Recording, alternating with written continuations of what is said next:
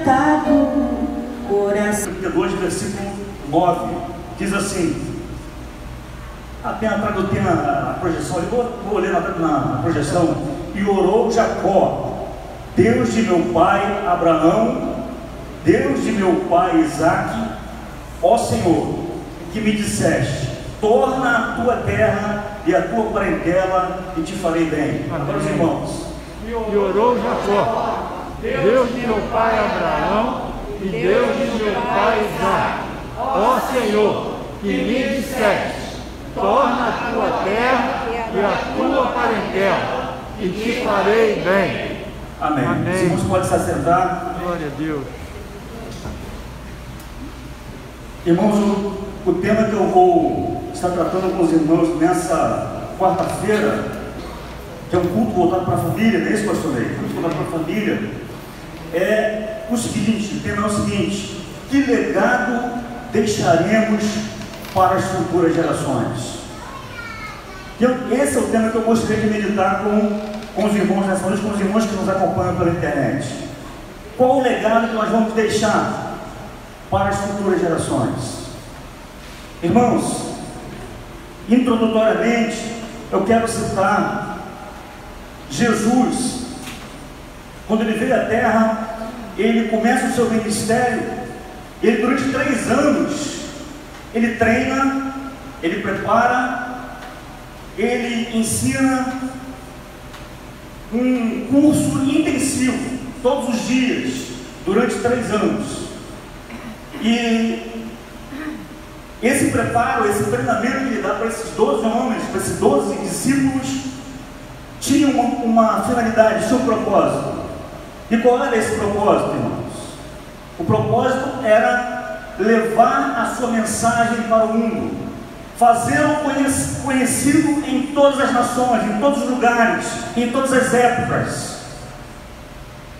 E esses 12 discípulos, que depois passou a ser 11, porque Judas o traiu, 11, e alguns dizem que Paulo acabou sendo incluso nesse time, vamos dizer assim, né?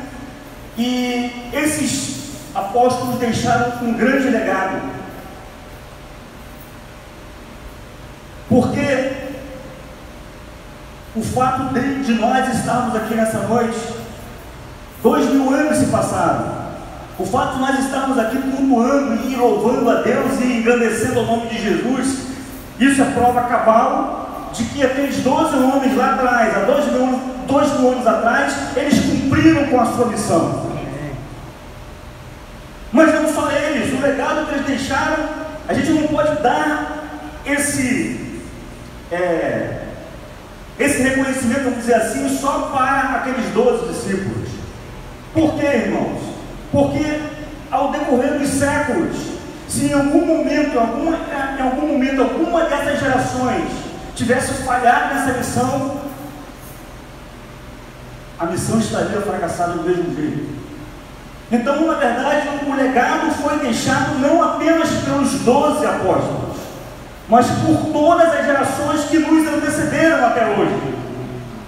Gerações que foram ensinando de pai para filho, que foram ensinando para os mais jovens, os mais idosos, os mais velhos, ensinando para os mais jovens, de forma que nós pudéssemos hoje, no dia 27 de outubro de 2021, estarmos reunidos no nome de Jesus para adorar, para bendizer o seu nome. Que legado as gerações passadas deixaram para nós? Não é verdade, irmãos? Que legado. E eu vou perguntar agora: e qual é o legado que nós, igreja contemporânea, igreja dos dias atuais, independente de denominação, independente de localidade, a igreja é corpo vivo, a igreja é organismo vivo, que legado nós estamos deixando ou deixaremos para as futuras gerações? É sobre isso que eu gostaria de meditar com os irmãos nessa noite.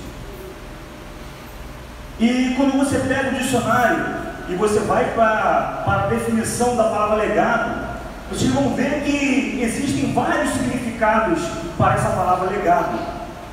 Mas eu vou utilizar essa palavra Eu vou estar utilizando constantemente essa palavra legado nessa noite, mas num seguinte aspecto, num seguinte significado específico. E qual é, irmão geral? Legado no sentido de tudo aquilo que se passa de uma geração para outra. Então, legado no sentido de nós passarmos alguma coisa de uma geração para outra, ou seja, para as nossas gerações seguintes que vierem após nós. Mas antes de falar com os irmãos qual é o legado que nós devemos deixar para as próximas gerações, qual é o legado e qual é o legado relevante, porque muitos são os legados, mas existem alguns que são importantes, mas não são essenciais. Mas existem aqueles que são fundamentais, essenciais, de acordo com a missão que foi otorgada à igreja. Mas antes de eu dizer para os irmãos qual é o grande legado que nós devemos deixar para as futuras gerações, para as famílias, a gente vai dizer quais são os legados que não são essenciais, que não são tão importantes, que não merecem o nosso foco, a nossa atenção prioritária. Primeira coisa, o que não é prioritário, o que não é um legado forte para nós observarmos como família, como geração, como cristãos, não são bens materiais. O maior equívoco, irmãos, o maior equívoco que uma família pode cometer é supervalorizar o dinheiro. O maior equívoco que uma família, vou repetir, o maior equívoco que uma família pode cometer é essa família supervalorizar o dinheiro. Essa nossa geração pode prejudicar muito as próximas gerações, com esse sentido do ter ser mais importante do que ser. Que famílias nós estamos formando para o futuro? Famílias que são bombardeadas pela mídia, pela cultura do ter,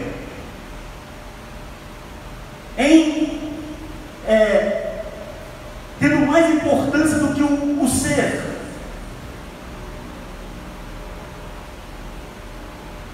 Vocês já viram casos de famílias em que o casal batalhou a vida inteira e conseguiram juntar um patrimônio e a intenção era muito boa, e eles pensavam assim: poxa, eu quero deixar os meus filhos bem financeiramente. E aquele casal, aquela família trabalhou muito e conseguiram juntar bens. E os filhos nasceram numa realidade diferente, já não tiveram que dar duro desde novo, já tiveram como casar uma casa própria, sem fazer esforço, e um carro na garagem. Mas os filhos não sabem lidar com aquele dinheiro, com aqueles bens, e eles, em pouco tempo, eles jogam tudo na lata do lixo. Quem é que não conhece uma história assim? Pais ricos, bem-sucedidos financeiramente, mas falharam e os seus filhos empobreceram. Isso é uma das provas que o dinheiro não é o mais importante.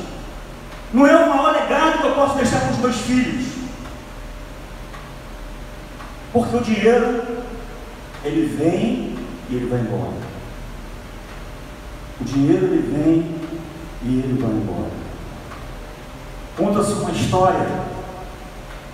história de um chefe de família muito dedicado, muito trabalhador, e que ele queria muito dar o melhor para a sua casa, para a sua família. Trabalhava muito. E um dia aquele homem chega em casa, já cansado, exausto do seu trabalho, e o seu filho está na sala esperando por ele. E o filho chega para ele e diz assim: pai, e ele diz: o que foi, meu filho? Eu quero te fazer uma pergunta. E ele, o pai, prontamente: sim, meu filho, qual é a pergunta que você quer fazer? E o filho vira para aquele pai e diz assim: pai, quanto custa 1 hora do seu trabalho? 1 hora sua? Aquele pai fica perplexo pela pergunta do filho e fica assim, furioso. Por que será que meu filho quer saber sobre isso? Para que ele está interessado em comprar brinquedos? Ele está interessado em que eu dê mais dinheiro para ele? Será que o que eu tenho dado não é suficiente? E ele briga com o menino e manda o menino para o quarto. O menino entra no quarto, fecha a porta, e ele fica na sala, e ele reflete, ele pensa, e ele fala: poxa, eu peguei pesado com meu filho, eu não deveria ter sido tão áspero com ele, eu vou lá e vou me retratar. Quem sabe, de repente, tem um motivo plausível para ter me pedido esse dinheiro. E ele entra no quarto, o filho já está prestes a dormir, e ele pergunta: filho, você está dormindo já? E ele: não, pai, eu estou acordado. E aquele pai vira para o filho assim: olha, meu filho, eu estive pensando, e talvez eu tenha exagerado, tenha sido muito duro com você. Eu tive um longo dia, eu deveria ter descontado o meu estresse, não em você, porque você não merece isso. Aqui estão os 50 reais que você me pediu. O filho dele tinha pedido para o pai 50 reais, quando ele disse que a sua hora de trabalho era 100 reais. E ele pede 50 reais para o pai não entende o porquê. E o pai pega 50 reais que o filho havia pedido para ele nega anteriormente e dá para o menino. O menino pega aquela nota de 50 reais, mete a mão embaixo do travesseiro e pega outras notas e começa e junta com aquela nota de 50 que o pai havia dado para ele naquele momento. O pai, ele não entende, ele fica meio sem se entender. Fala: meu filho, você está me pedindo dinheiro, mas você já tem dinheiro aí. Você está me pedindo dinheiro para quê? Por que você quer mais dinheiro se você já tem? E aquele menino vira para o pai e fala assim: pai, porque eu não tinha o suficiente, agora eu tenho 100 reais. Toma aqui 100 reais. Amanhã, pai, eu quero uma hora sua. Chega mais cedo para a gente jantar junto. Entenderam a história? O pai estava muito preocupado em dar coisas para os filhos, mas estava ausente.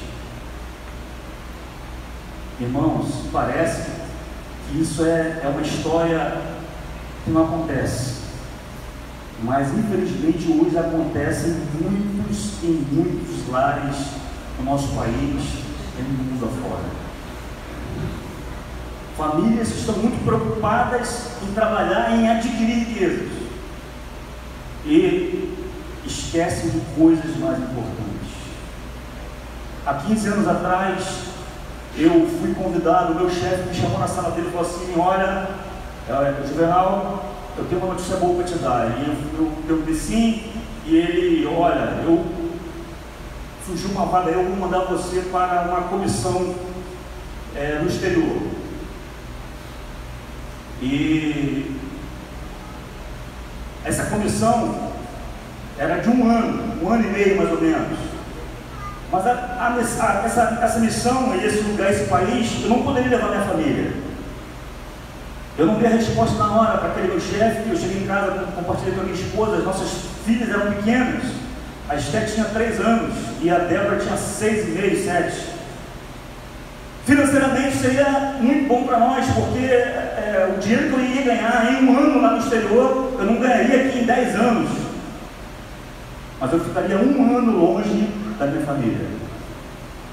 E nós conversamos, eu e minha esposa, e a nossa decisão juntos como família foi dizer não. Glória a Deus. Aquele chefe ficou perplexo com a minha resposta. Poxa, você tem certeza que essa pode ser a tua única oportunidade na sua vida de você ir para o exterior?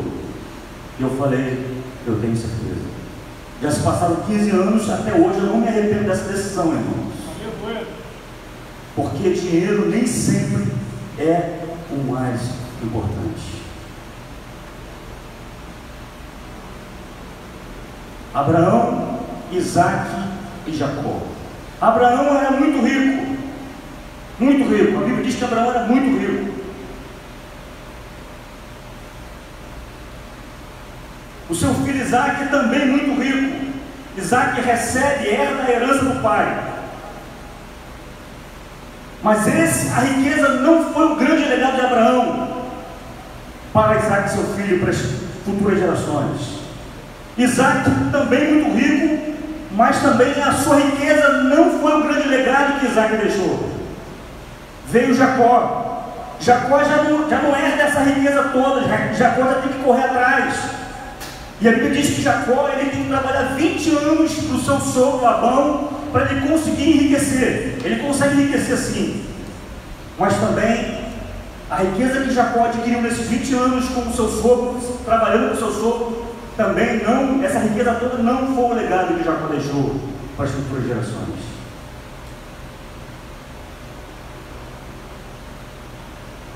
Segunda coisa que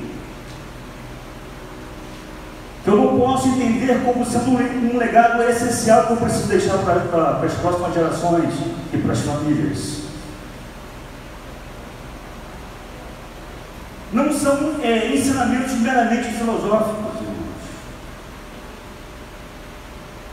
Eu não estou aqui querendo dizer para os irmãos que não é válido a gente aprender, a gente se aperfeiçoar, você melhorar o seu currículo, você fazer doutorado, você investir nos seus filhos em conhecimento.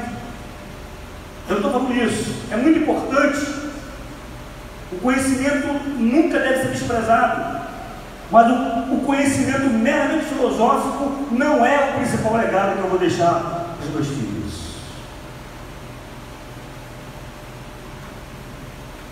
A cultura, os bons costumes, tradições saudáveis, tudo isso é muito importante e deve ser valorizado pelas famílias, sim. Mas não é o mais importante, sabe por quê? Se você for observar a cultura, alguns costumes de povos que viveram há centenas de anos atrás, a maioria delas não existe mais. A maioria dessas culturas filosóficas, desses ensinamentos, estão hoje apenas nos livros de história. Nós não sabemos nem mais o que é. Palavras que você não sabe nem mais o significado, porque durante os anos foi mudando. Ou seja, todo o conhecimento filosófico não foi um grande legado que o pai deixou para o filho, para o neto, para as futuras gerações.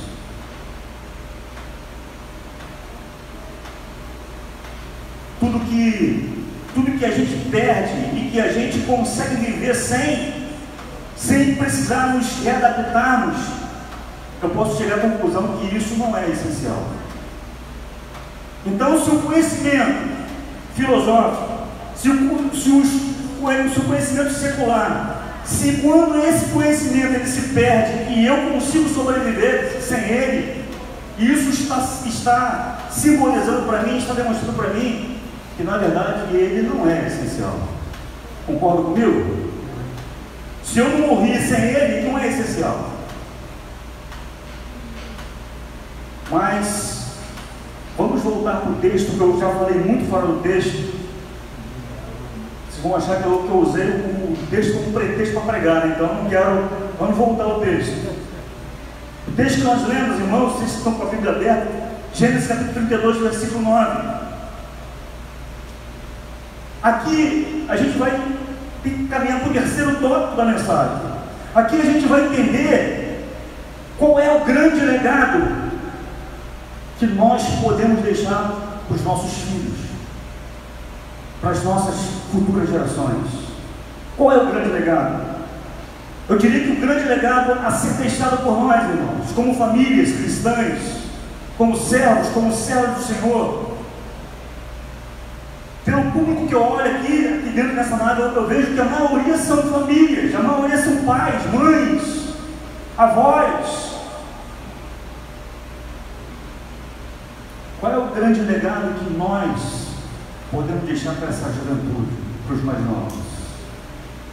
Dinheiro? Conhecimento filosófico? O maior legado que nós podemos deixar são experiências com Deus. Vou repetir. O maior legado que nós podemos deixar para os nossos filhos, netos, são, melhor dizendo, experiências com Deus. Ninguém tira. Experiência com Deus não se acaba, não se perde. Experiências para com Deus são coisas essenciais. Por quê? Porque quando a gente fala em Deus, a gente está transcendendo o mundo físico, visível. A gente está partindo para as coisas eternas. Esse dia eu ouvi o pastor Hernando Dias Lopes dizendo o seguinte, da importância das nossas gerações passarmos o bastão para os mais novos, o bastão do cristianismo. Nós não podemos falhar nesse legado.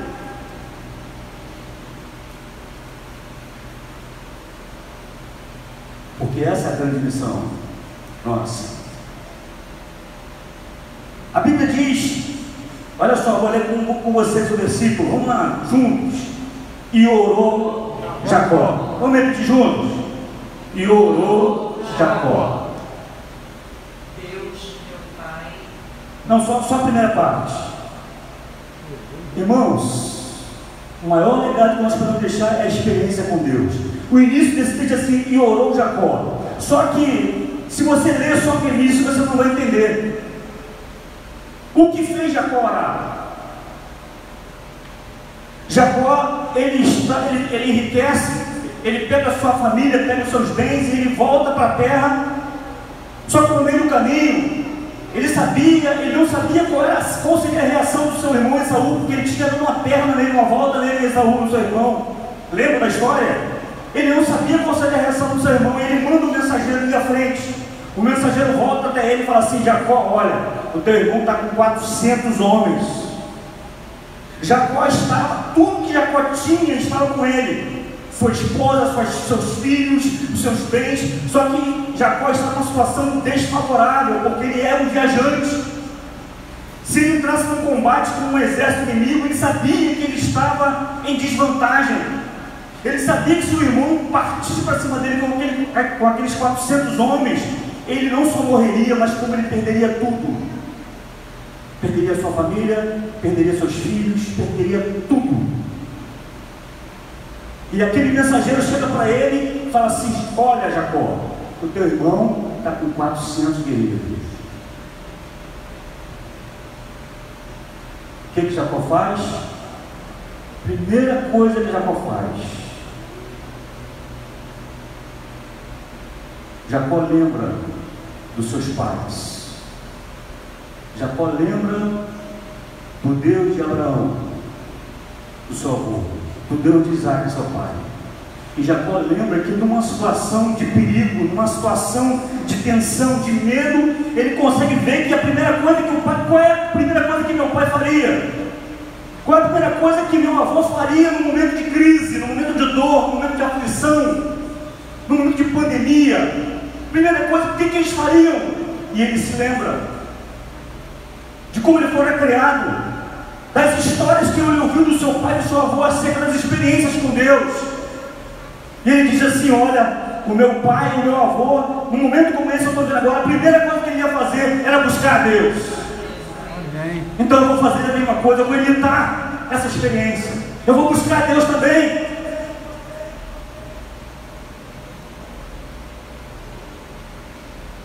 Nessa pandemia, irmãos, quanta gente, ao invés de buscar primeiro a Deus, tomou outras medidas.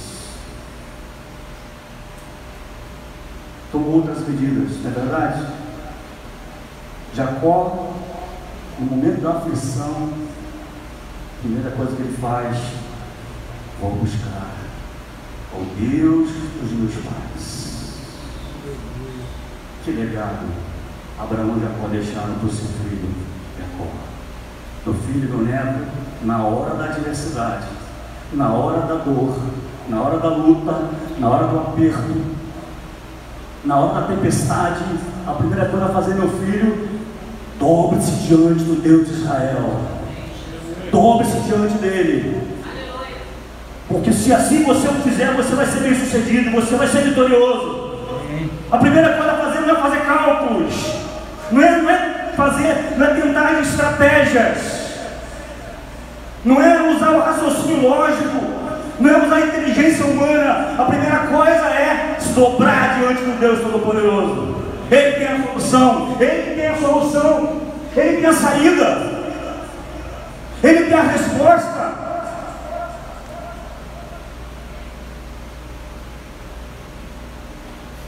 E ele continua, e orou Jacó, e ele começa a sua oração dizendo o seguinte: Deus de meu pai Abraão, Deus de meu pai Isaac. Que Deus é esse, irmãos? Que Deus é esse que Jacó está fazendo essa oração?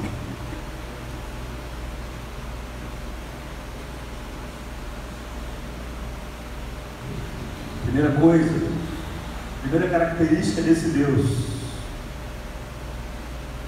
Jacó, com certeza, quando falou assim, o Deus de meu pai, o Deus de meu avô, Jacó estava dizendo assim: o Deus que eles me transmitiram, passaram para mim, é um Deus misericordioso.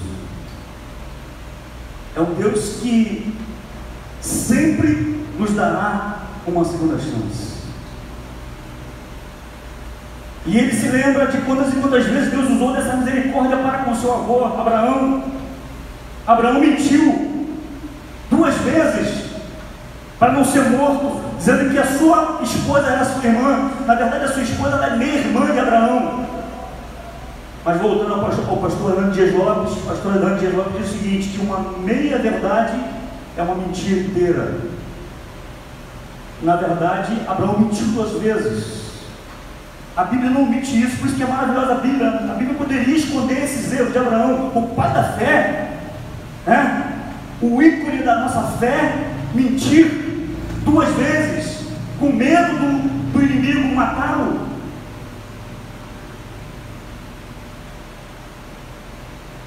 Abraão falhou várias vezes.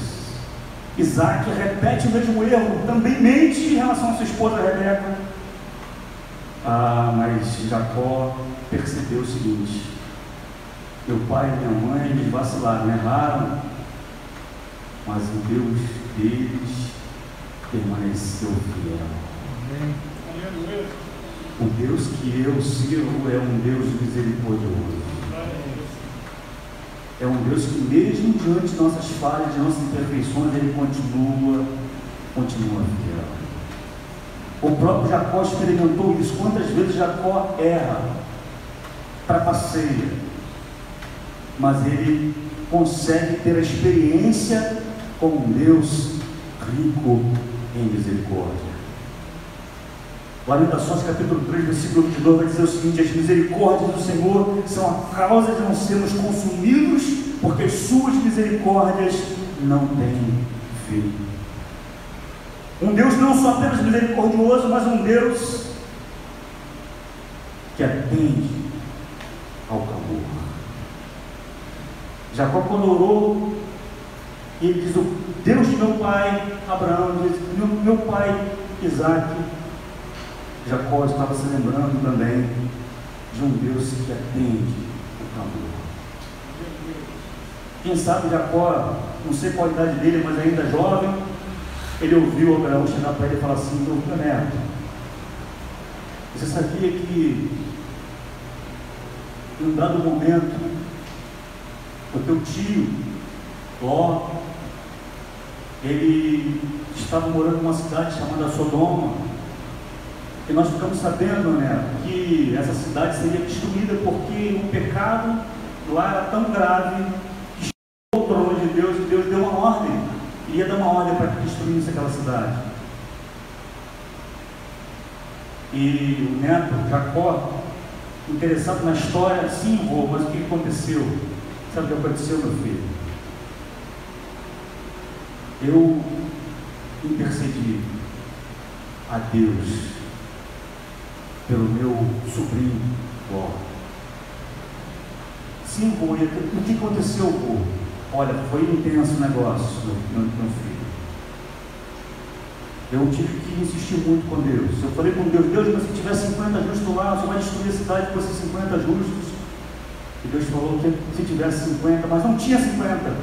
E eu insisti com Deus, 45, 40, 30, 20.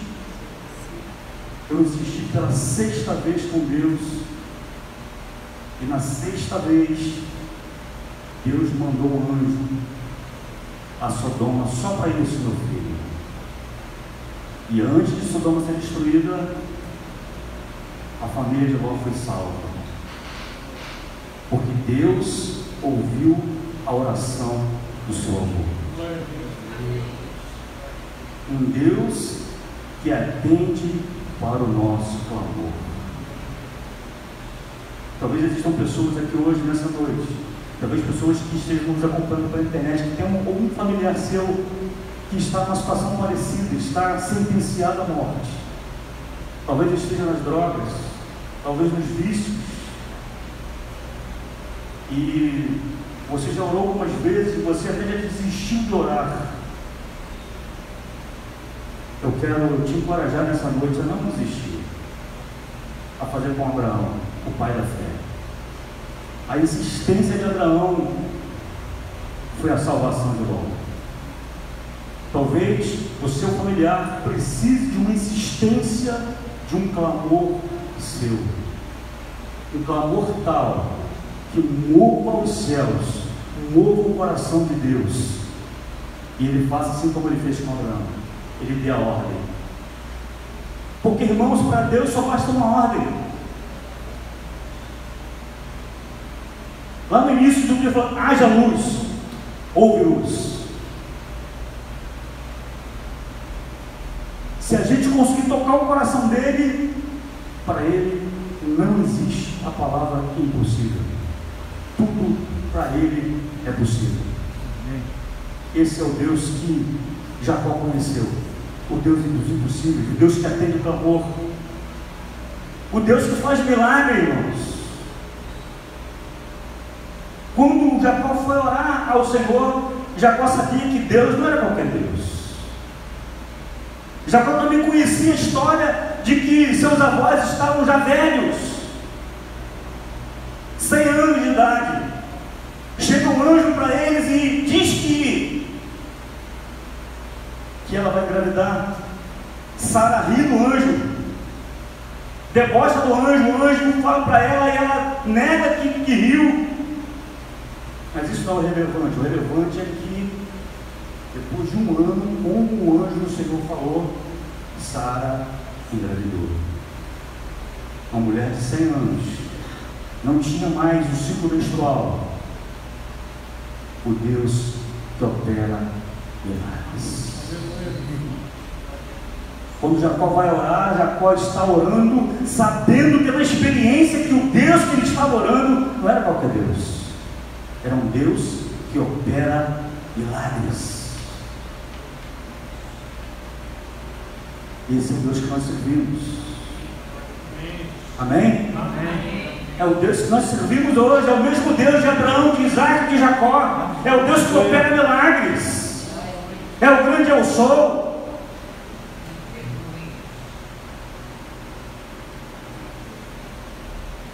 É um Deus que misericordioso, é um Deus que atende ao nosso clamor, mas é um Deus também que dá direção. O texto diz assim: orou Jacó, Deus de meu pai Abraão, Deus de meu pai Isaac, ó Senhor, que me disseste. Olha só o que o texto diz. Jacó está dizendo: ó Senhor, eu estou em obediência à tua voz, eu estou prestes a encarar o meu irmão, mas eu não vim aqui porque eu quis vir. Não, tu me disseste, tu me deste uma direção: torna a tua terra a tua parentela. Jacó está orando, está consciente de que o Deus que ele está orando é o Deus que nos direciona, que diz para onde ele quer que a gente vá. Inclusive, irmãos, orienta-nos em relação ao casamento, já que o nosso tema é família. Abraão, quando teve seu filho Isaac, ele tem uma grande preocupação e ele fala para o seu servo, chama o seu servo e fala assim: olha, meu filho, eu já estou velho, pega os camelos, vai na minha parentela pegar uma esposa para o meu filho Isaac. Mas na frente a gente vai ver a história se repetindo com Jacó, indo para sua parentela e pegar alguém lá para se casar. Ah, Juvenal, mas sim, daí a grande questão, irmãos, não era simplesmente se casar com um parente. A grande questão não era simplesmente casar com uma raça, com um tipo de... Não, a grande questão desse cuidado todo de Abraão no casamento do seu filho Isaac, o cuidado todo de Isaac com o seu casamento dos seus filhos, e tanto é que eles ficam tristes, Rebeca e Isaac ficam tristes porque Esaú casa-se com uma mulher cananeia. Eles ficam tristes. Mas qual é a grande questão, Juvenal? A grande questão que eles se preocupavam não era a questão de ser da família ou não da família. A questão era o povo que serve ou não a Deus. No Novo Testamento, Paulo vai confirmar essa preocupação do Antigo Testamento, lá em 2 Coríntios, capítulo 6, versículo 14, quando Paulo aconselha a igreja a não se colocar em jugo desigual. Olha a preocupação de Paulo. Ou seja, crentes que adoram Deus, que conhecem Deus e que se filiam, que se aliam, que casam, que fazem aliança com pessoas que adoram outros deuses. Havia essa preocupação no Antigo Testamento. Inclusive Deus dá ordem expressa para eles. Por quê? Porque Deus sabia que quando eles se misturavam com outros povos, eles absorviam as heresias, absorviam a idolatria, absorviam as coisas erradas dos outros povos. Aconteceu isso com Salomão. Salomão começou muito bem na sua vida, o homem mais sábio da história, mas o final de Salomão é triste, porque Salomão ele é envolvido pelas mulheres de outros povos e começa a se corromper com aquelas mulheres. Quem diria que o grande Salomão terminaria daquela forma? Então, irmãos, o Deus que Jacó está orando é um Deus que dá direção em todas as áreas da nossa vida, inclusive no casamento. Mas Deus também é o Deus da reconciliação. Meus irmãos, Jacó tinha 20 anos que tinha saído da sua terra. Jacó prosperou, ficou rico. Jacó estava bem financeiramente. Mas Jacó tinha deixado para trás alguma coisa que ele precisava resolver. Ele estava de casa brigado com o seu irmão, jurado de morte para o seu irmão. E Deus fala assim para Jacó: Jacó, tem alguma coisa na sua vida que não está certa. Passaram-se 20 anos, mas o tempo não restaura relacionamentos. Vou repetir: o tempo não restaura relacionamentos. Tem gente que briga com um familiar e acha que passando o tempo as coisas vão se ajeitar, que o tempo vai curar. E Deus chega para Jacó e fala assim: Jacó, meu filho, passaram-se 20 anos, você está muito bem financeiramente, está com a sua família toda estruturada, mas você deixou um negócio mal resolvido lá atrás. Você precisa ir lá, você precisa fazer as pazes com o seu irmão. Eu não estou falando isso nessa noite à toa aqui, irmãos. Com certeza alguém está precisando ver essa palavra. Alguém que deixou alguma coisa para trás. Alguém que saiu da sua cidade e foi para um lugar distante, brigado com o pai, brigado com o irmão, brigado com o tio, brigado com alguém, brigado com o pastor. E achou que o tempo iria curar. E Deus manda falar com você nessa noite: meu filho, precisa se reconciliar. Volta lá. Volta lá. Como é difícil isso, não é, irmãos? Como é difícil a gente voltar. É ou não é? Isso é tão sério, irmãos, que Jesus fala: olha, se alguém quiser trazer uma oferta, antes vá se reconcilie primeiro com o teu irmão. Tamanha seriedade dessa coisa. E quantas famílias, irmãos, quantas famílias estão machucadas, quantas famílias estão doentes, enfermas, por uma coisa básica chamada falta de perdão. Não vou perdoar meu irmão, não. O que ele fez comigo é imperdoável. Eu esperava tudo de um inimigo, menos do meu irmão, sangue do meu sangue. Mas aí Deus fala para você: meu filho, volta lá, se reconcilia, se humilha. Os humilhados serão exaltados. Porque tudo aquilo que se humilhar será exaltado. Jacó tinha conseguido tudo: dinheiro, estabilidade, bens, família, tudo, os filhos criados. Mas tinha coisas no passado de Jacó que precisavam ser reparadas, precisavam ser consertadas. E Deus manda ele lá fazer esse conserto. É o Deus da reconciliação, o Deus do perdão. Não existe cristianismo, irmão, sem perdão. Não existe. Mas infelizmente muitos cristãos estão doentes, enfermos, e dentro da família também.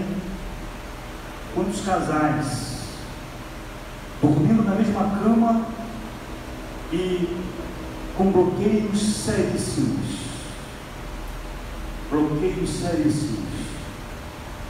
não consegue liberar o perdão. Nessa noite o Espírito Santo está falando com você: volta lá, volta lá, se reconcilia. Ah, mas não sou eu que estou errado, foi ele ou foi ela que errou comigo. Não interessa. Volta lá, faz as pazes, libera perdão, para você continuar a sua jornada, para você concluir a sua missão. E terminando, irmãos, o Deus da reconciliação e do perdão, um Deus que cumpre as suas promessas. Deus foi fiel com Abraão, Deus foi fiel com Isaac, Deus foi fiel com Jacó, Deus foi fiel com toda a descendência humana. O homem pecou lá no início, em Gênesis, o homem peca e ele se afasta de Deus. Mas Deus vai, ainda em Gênesis, diz assim: olha, vai descer um homem que vai esmagar a cabeça dessa serpente. Deus faz uma promessa, e essa promessa se cumpre, porque Jesus veio a este mundo. Veio cumprir essa promessa do Pai, de nos reconciliar com o Senhor, de pagar o preço da nossa transgressão. E hoje nós somos essa geração de seguidores de Cristo, porque Deus cumpriu literalmente as suas promessas com cada um de nós. Que Deus esteja nos abençoando e que possamos deixar para as nossas futuras gerações, para nossos filhos e netos, um grande legado, que não é apenas dinheiro, não é apenas ensinamentos filosóficos, mas devemos passar coisas sólidas, coisas essenciais. E para nós, o que nós vemos como essencial são as experiências que nós adquirimos no nosso dia a dia com o nosso Deus. Aleluia. O Deus de Abraão, o Deus de Isaac, o Deus de Jacó. O nosso Deus. Aleluia. O Deus rico em misericórdia, o Deus que nos dá direção, o Deus que nos manda, nos orienta a nos reconciliarmos e a liberarmos o perdão, o Deus que faz milagre, o Deus que atende o nosso clamor.